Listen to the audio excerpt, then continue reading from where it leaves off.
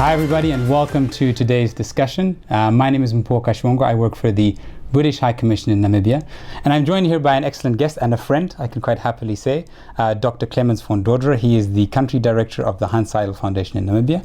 Welcome, Clemens, and thanks for being here. Thank you very much for having me. It's a great pleasure to be here. Yes, the Hanns Seidel Foundation and the High Commission have had a lot of really good partnerships, and in this sense, there's also very few people who can talk more from more an expert perspective on natural resource management in this country. I think as a forester yourself, that is something quite dear to your heart. And I think today really is to understand a bit more about climate change more broadly, but to also understand how we need to manage and protect our biodiversity in this country. We love our land and we love this country very, very much, but it's really important to understand how climate change affects the very nature that we live in. So we're really going to just jump into that, and thank you very much for joining us today. So Clemens, again, thanks for joining us. Maybe we can jump right into it. So maybe for those who are not too familiar, can you tell us a bit more about the Hanns Seidel Foundation here in Namibia? About the Hanns Seidel Foundation, okay. Yeah, the Hanns Seidel Foundation is a German political foundation which was brought to life about 50 years ago, but more than that. Is present here in Namibia for more than 40 years, actually since 1972. 78, my apologies. And yeah, it's the idea actually comes from after the Second World War. Germany was in pieces and shattered by, all the bombings and the things what happened during a war.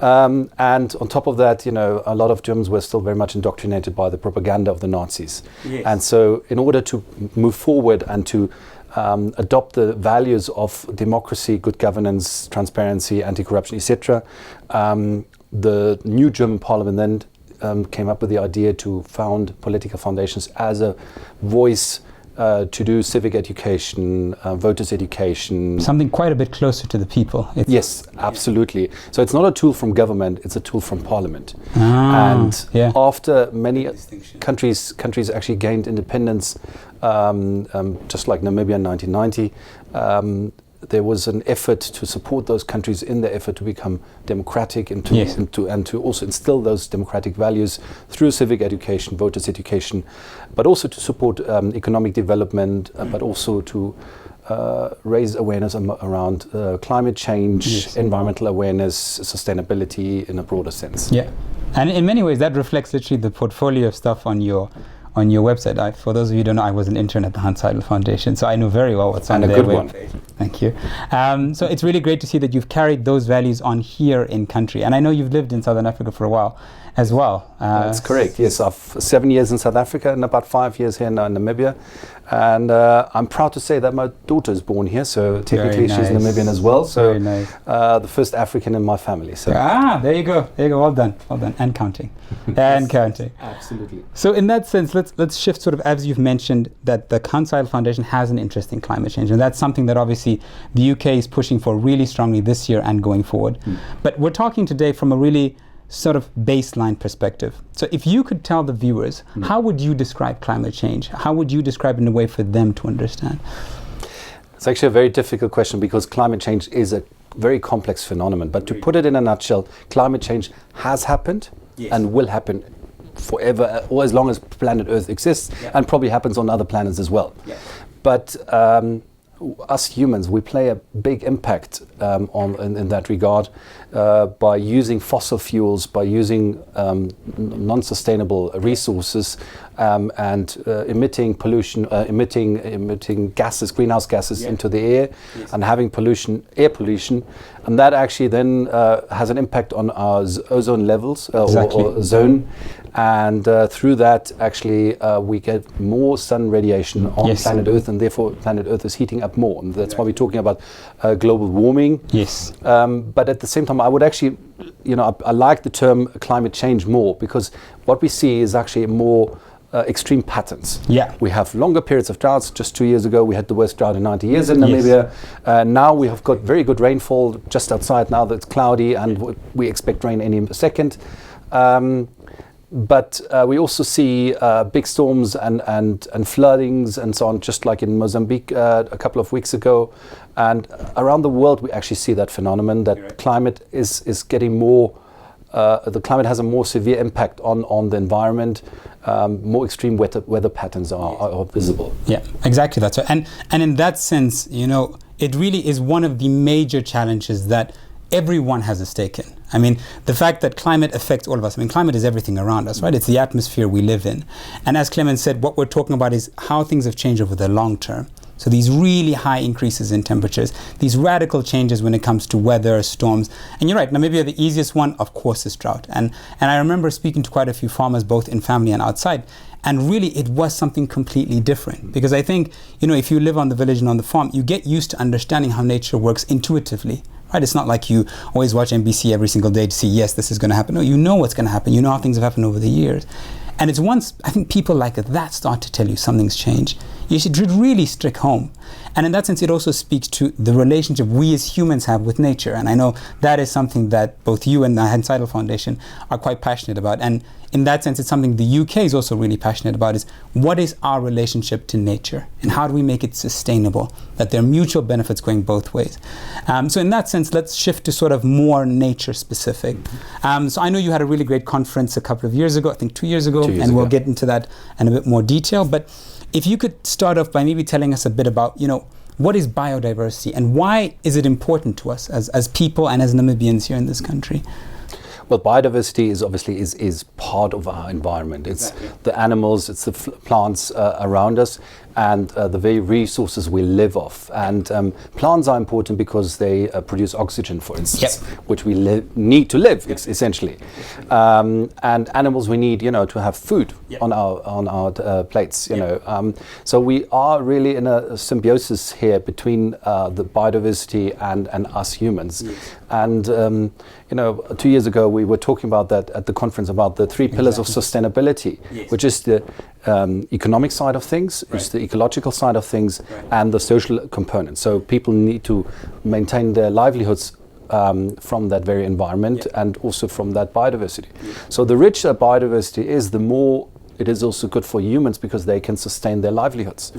But it does not mean we can't make use of it. It's really that striking that balance of those three pillars. And I think what has changed, when people were just living in the villages, in the communities, most of the time they would only use what they need to sustain their lifestyle. Exactly. Now we live in a society where huge urban centers, big cities, and where consumer behavior has changed completely. So we live way above our means and use more than nature can provide. And this is where we need to strike a new balance and find a way of managing our resources better. And it's especially true now, I think, and this is where also one of our latest projects actually is dealing with is forestry. To promote sustainable forest management as a key concept to ensure that really we can live off that resource. We can actually sell the surplus to those who actually have a demand for it, and can also improve our livelihoods through that. But at the same time making sure that the ecosystem forests actually are sustained. And that's particularly valid for Namibia, because in Namibia is one of the driest countries in the world. And we know that wherever there are forests, there also is also rain. But if there are no forests, we have no rain. And I think one thing we can all agree on is we have already enough deserts in this country.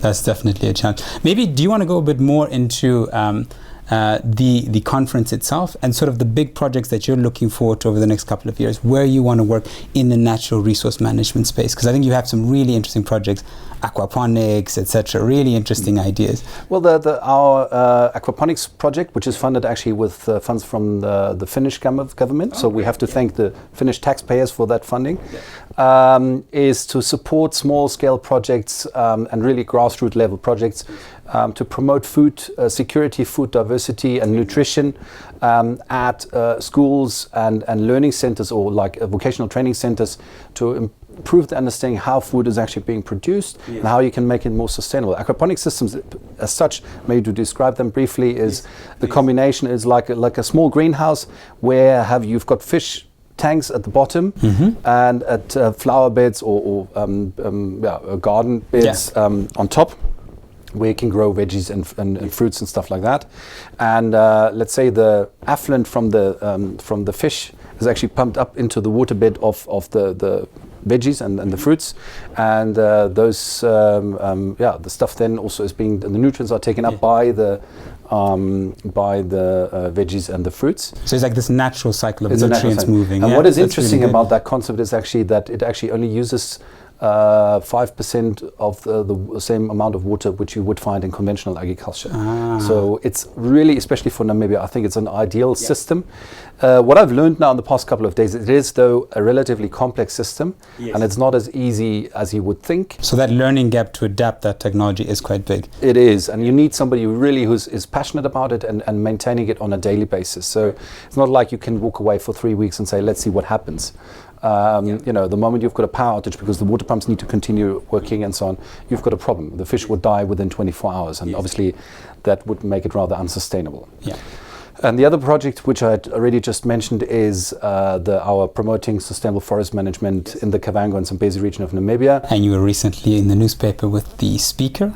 That's correct, yes. No, I was quite surprised actually, because we just had a meeting to discuss some of the projects and ideas, and I must comment the press officer of the speaker, because he really took quite a few good notes and went public with it, and NBC and other media houses actually took up on that, and it's good. All right. So, that's really great. And in that sense, I guess it's also bringing sort of natural resource management to the governance level. Absolutely. Because it really is one thing for, I think, those in the development space who build sort of these kind of infrastructure that you do to work on it. But it's something very different to have policies that really look at that. And I think that really is the next stage of maturity and understanding how can we create an economy and a governance system that is balanced according to those very 3 pillars that you're talking about. The people who are affected, the governance policies that deal with the laws surrounding those natural resources, and then of course how can we make this economically viable and of course sustainable in that sense. I guess then, oh sorry, go ahead. Yeah, no, I actually don't even think it's so much of a governance problem, because I think Namibia has wonderful laws in place. You know, starting with the Constitution, Article 95, sub-Article L, which refers to the sustainable use of natural resources. So to maintain those resources for the today's generations and the future generations. Yes, exactly. We have a very good Forestry Act, and we've got many other very environmental acts and so on. So they all look good, but governance in the sense that you provide enough funding to sustain those resources and to manage those resources. I think that is key, and I think this is also where our project really tries to tackle that, is by going public to raise awareness also among decision makers that they place a greater emphasis to the management of those resources. Yeah, and in that sense, I really appreciate that approach, because you're giving this authority and capacity to the people who live in those areas. I think not a lot of people know we do have forests in the north of this country, and I think in many ways the best people to talk and understand about those forests are those people living there. Absolutely. They know exactly what it's like. They know how things have changed, and in that sense, they also know the challenges that come with managing a forest, especially during an economic downturn, which we've been in for quite a while. Yeah, but I think it has to even go a step further, because we, by managing them more productively, right now it was natural forests, but if we were to think about actually growing forests and planting trees and managing those trees, you get a bigger output maybe, you get more carbon sequestration, you get more water storage, and so the ecosystem services is an important term in that context. I think they are quite abundant, and by managing that proactively you can actually improve the ecosystem services which are being delivered not only to the communities on the ground but to the society at large. I think also raising awareness around that issue with the decision makers at national level or at regional level, I think that's also key in order to make progress. Yeah, and in that sense, the UK has COP26 as the big conference we're looking forward to help manage climate change and natural resource management, biodiversity protection. So I think sort of as a closing note, how do you see sort of the future of biodiversity management and natural resource management in this country shortly? How do you see that future? Well, I think by raising awareness among those decision makers and by changing the decision making and the checks and balances in place, that the resources aren't being used but only to a level what can be sustained or can be used sustainably. I think through that we can also contribute to rural development. We can contribute to moving away from an unsustainable use of the resources, both renewable and non-renewable, and provide an opportunity, because right now people are just simply desperate and look for an easy way to make money, not realizing that they're actually losing out and not only today but also for the future generations. And I think this, by changing that thinking or that perception, I think we can make progress. Well, I think we as the UK look forward to working with the Hanns Seidel Foundation in building that kind of vision and understanding.